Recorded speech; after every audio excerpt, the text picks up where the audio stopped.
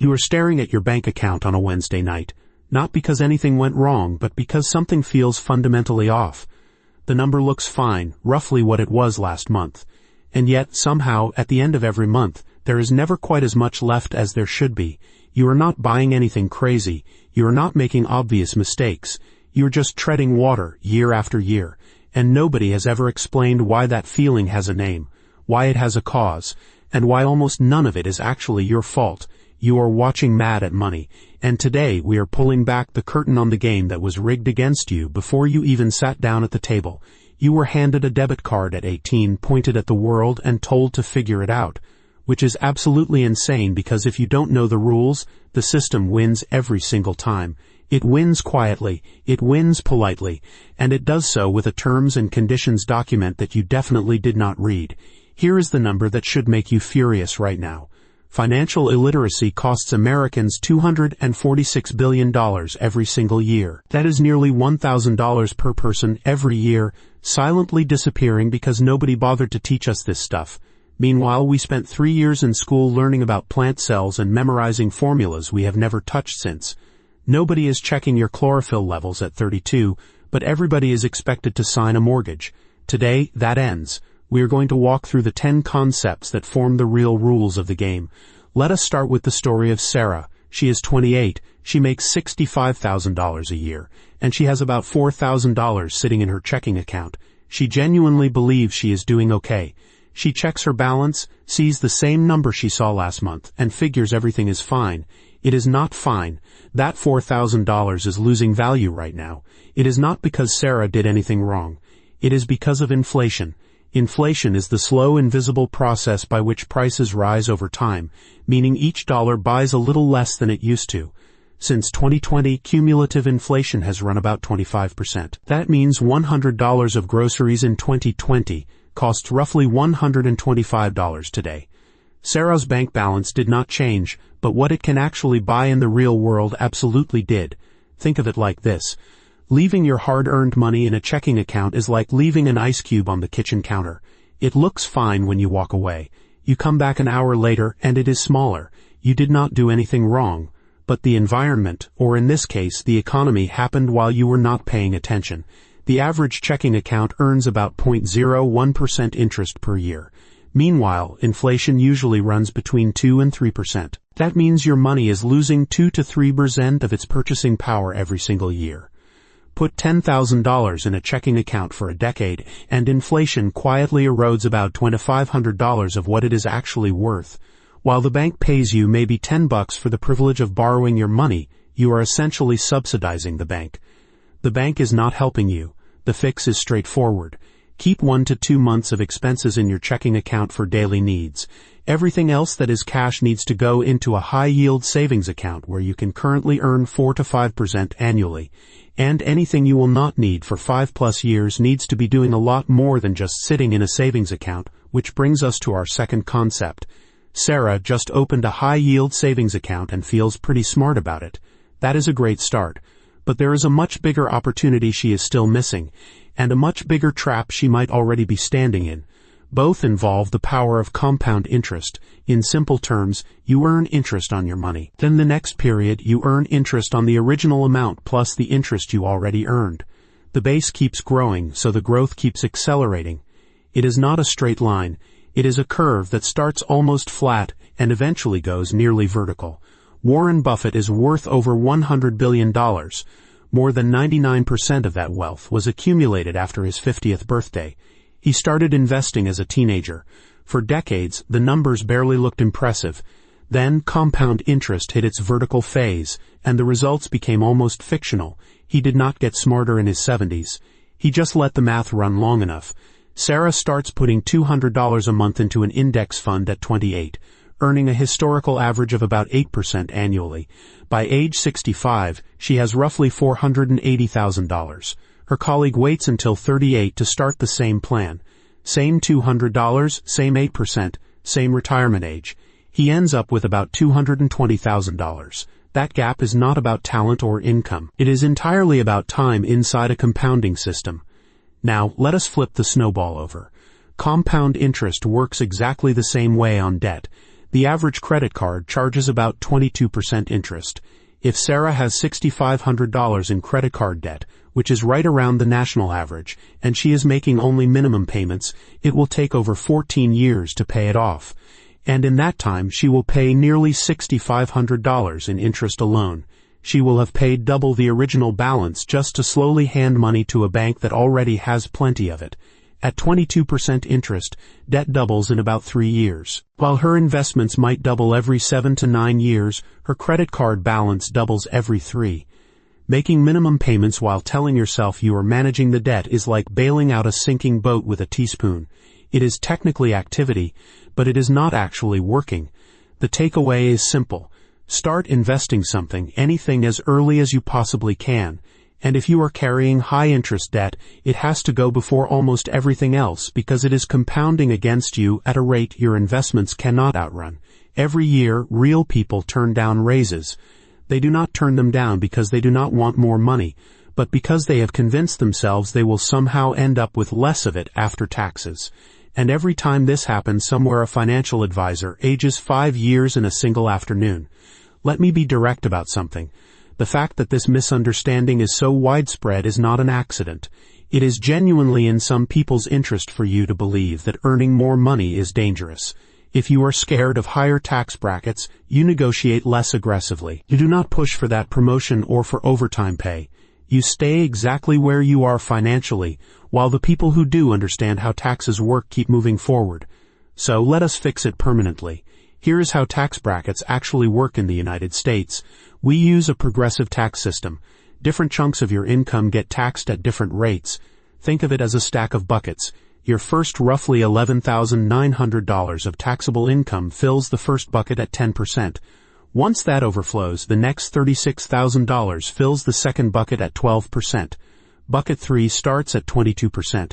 Each bucket keeps its own rate permanently.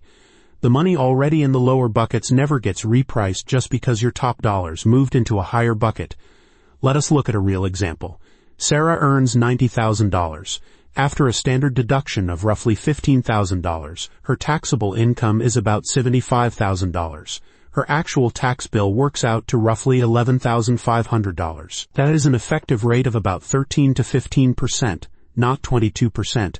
If she gets a $5,000 raise, the government takes about $1,100 of the new money.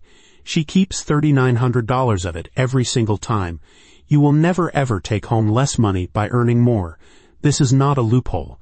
This is just how the math works. I will die on this hill, and I will die right. Use pre-tax 401k contributions to reduce your taxable income, which can push some of your earnings into lower buckets, which we will come back to in a moment. There is a number following Sarah around that she has never really paid attention to, and it has been silently determining the price she pays for almost everything involving borrowed money. Her credit score. It is a number between 300 and 850. The formula has 5 inputs: payment history at 35%, credit utilization at 30%, length of credit history at 15%, credit mix, and new inquiries splitting the rest.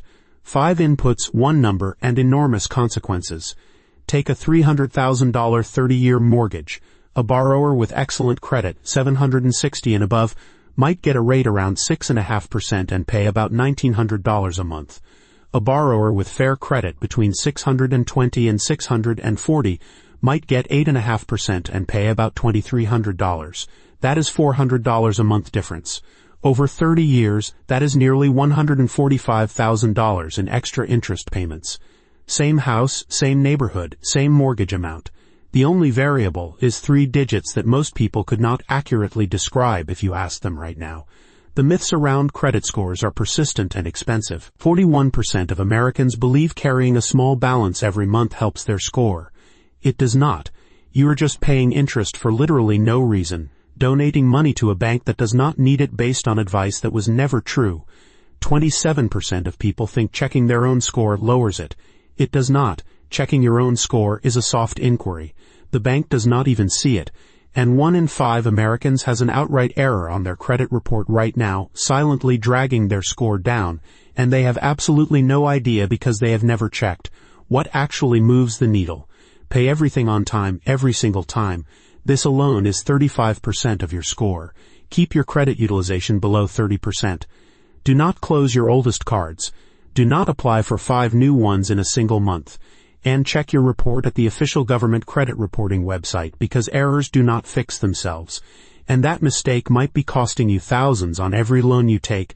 Some people are terrified of all debt and avoid leverage that could genuinely build wealth. Others carry 22% credit card balances like it is just part of life. Both are wrong, because good debt and bad debt are fundamentally different animals. Good debt builds value or earning power. Think of a mortgage on a property that appreciates, or a student loan for a degree that leads to a career earning meaningfully more than it cost. Bad debt finances things that depreciate or things that you have already consumed. A 7-year car loan on something worth $10,000 less the moment you drove it off the lot, or credit card debt from a vacation you have already forgotten. The interest rate is high, the asset disappears or loses value, and the payment follows you around like a bad smell you cannot locate. Here is the test. Does this debt put money in my pocket over time, or does it take it out? If you are carrying high-interest debt right now, the avalanche method, paying the highest interest rate first, saves the most money mathematically. The snowball method, paying off the smallest balance first, often gets better real-world completion rates because humans respond to visible progress. Pick whichever one you will actually finish. A slightly suboptimal strategy you complete beats a perfect one you abandon. One Thursday morning, Sarah's car makes a noise it has never made before.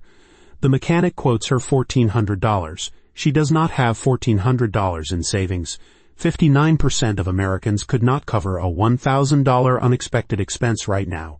And what happens next turns a bad day into a bad year. The repair goes on a credit card at 22% interest and gets paid off with minimums. That $1,400 repair ends up costing about $2,200 over 4 years. This is what living without an emergency fund actually costs. It is not just inconvenient, it is mathematically expensive. An emergency fund is a financial circuit breaker. It is 3 to 6 months of essential expenses sitting in a separate, high-yield savings account that you do not touch for anything that is not a genuine emergency.